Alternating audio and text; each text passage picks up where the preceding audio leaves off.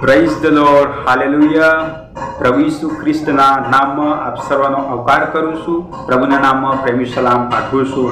આજનું પવિત્ર બાઇબલ વચન ઉત્પત્તિ તેનો 5મો અધ્યાય 23 ને 24ના વચનમાં પરમેશ્વર આ પ્રમાણે જણાવ્યું છે. અને હનોકના સર્વ દિવસો 365 વર્ષ હતા અને હનોક ઈશ્વરની સંગાતે ચાલ્યો અને તે અલોપ થયો, કેમ કે ઈશ્વરે તેને લઈ લીધો.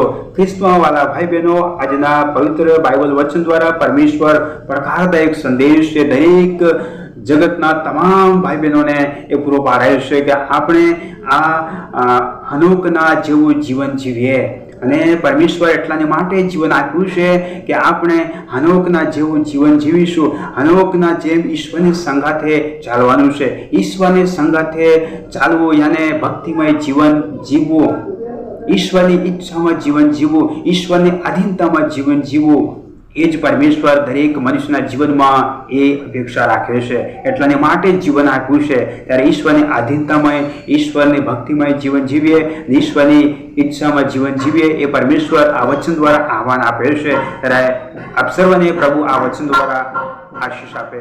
આભાર.